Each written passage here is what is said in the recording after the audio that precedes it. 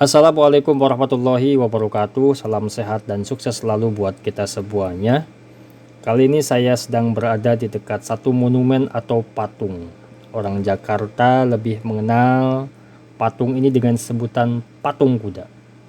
Namun yang lebih tepatnya, patung ini diberi nama patung Arjuna Wijaya, atau disebut juga patung Arjuna Wiwaha, atau disebut juga dengan patung Astabrata. Lokasinya tidak jauh dari Monas, ada di sekitar Monas ya, sebelah selatan agak ke barat, dekat dengan bundaran Air Mancur yang merupakan persimpangan jalan ya, yang menghubungkan antara lain Jalan Medan Merdeka Selatan di sebelah timur, kemudian Jalan MH Tamrin di sebelah selatan, Jalan Budi Kemuliaan di sebelah barat, dan tentu saja Jalan Medan Merdeka Barat, tempat patung kuda ini berada ya, tempat patung Arjuna Wijaya ini bercokol. Nah, patung atau monumen ini berbentuk kereta kuda yang terbuat dari bahan utama tembaga. Kalau kita perhatikan sekilas, terlihat ada beberapa ekor kuda ya. Terlihat cukup banyak. Namun sebenarnya yang utuh, yang asli ya, itu hanya 8 ya. Asli di sini bukan berarti kuda asli, tapi kuda yang utuh. Nah, sedangkan yang terlihat samar atau transparan itu merupakan bayangan dari kuda yang 8 tadi. Kuda-kuda tersebut ya seolah sedang berlari kencang, menarik kereta perang berkepala Garuda. Biasanya kan kalau ada sesuatu yang bergerak kencang itu terlihat seperti ada samar-samar bayangannya ya. Nah, itu penggambarannya. Nah, sementara dua orang yang sedang di atas kereta perang tersebut itu adalah Arjuna dan Bathara Kresna. Arjuna sedang berada di belakang yang terlihat sedang memegang panah ya, sedangkan Bathara Kresna itu yang ada di depan Arjuna yang menjadi size ya di kereta perang tersebut. Nah, kemudian mengapa kok disebut dengan patung Arjuna Wijaya? Kalau diartikan, Arjuna Wijaya itu berarti kemenangan Arjuna. Jadi, patung ini menggambarkan sebuah adegan dalam kisah Mahabharata, perang antara kubu Pandawa dan Kurawa. Dan yang menjadi salah satu adegan puncaknya ini, ya ini penggambaran dari patung tersebut ya. Ketika pertempuran Arjuna di kubu Pandawa, kemudian melawan Adipati Karna dari kubu Kurawa. Siapa yang menang? Tentu saja Arjuna ya, sesuai dengan nama patung tersebut. Nah, kalau dilihat dari sejarah bagaimana berdiri patung Arjuna Wijaya ini, menurut catatan yang pernah saya baca ya, ini dibangun sekitar tahun 1987-an. Dirancang oleh seorang maestro pematung Indonesia asal Bali yang bernama Inyoman Wartu. Udah sangat terkenal ya, karya-karyanya banyak, yang juga merupakan perancang patung tertinggi yang ada di Indonesia yang berlokasi di Bali, yaitu patung Garuda Wisnu Kencana. Nah, apa yang melatar belakanginya patung ini kemudian kok berdiri di sini ya, atau berada di protokol Jalan Ring 1 ini? Jadi yang melatar belakanginya itu adalah ketika Presiden Soeharto, presiden kedua kita, berkunjung ke Turki pada tahun 1987. Di Turki, Pak Presiden Soeharto ini kemudian menemukan atau melihat banyak monumen ya yang menjelaskan tentang cerita-cerita masa lalu Turki atau berkaitan dengan sejarah ya bangsa Turki, pengembangan ataupun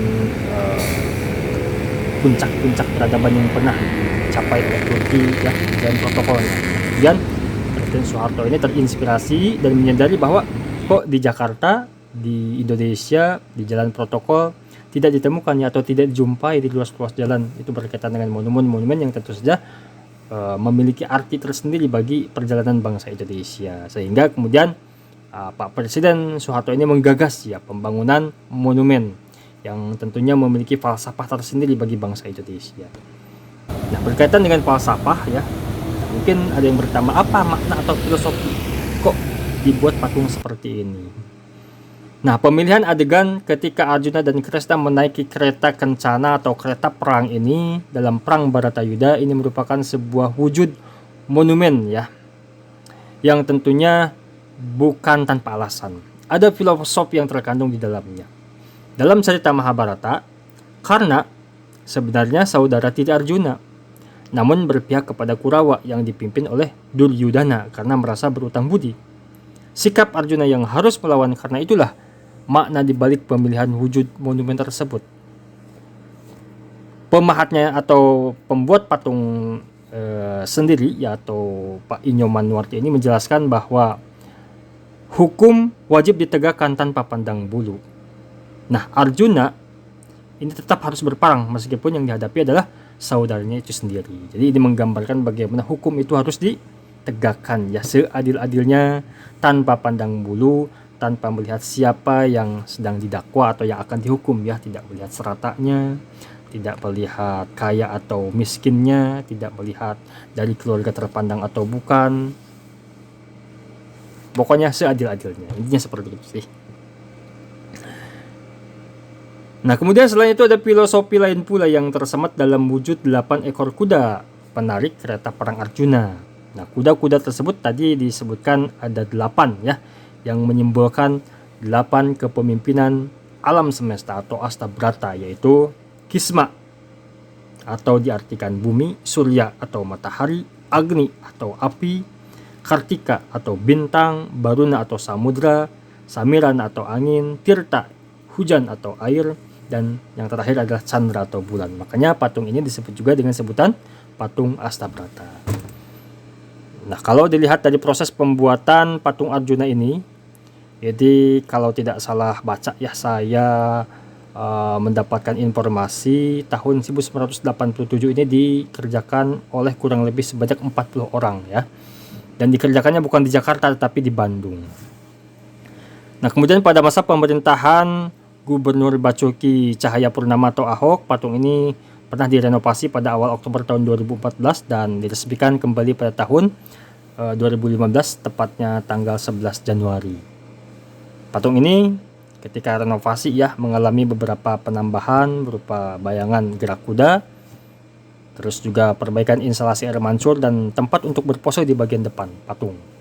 Ya, untuk spot-spot yang tentu saja akan menarik banyak perhatian ya bagi pengunjung ataupun masyarakat yang datang ke Jakarta, khususnya pada masa Car Free Day ya. Karena ini merupakan area Car Free Day juga di ujung Jalan MH Tamrin ini. Baik teman-teman semuanya, itulah yang dapat saya sampaikan di video kali ini, mudah-mudahan bermanfaat. Terima kasih telah menonton video ini. Jangan lupa nantikan video-video berikutnya. Terima kasih. Assalamualaikum warahmatullahi wabarakatuh. Sampai jumpa.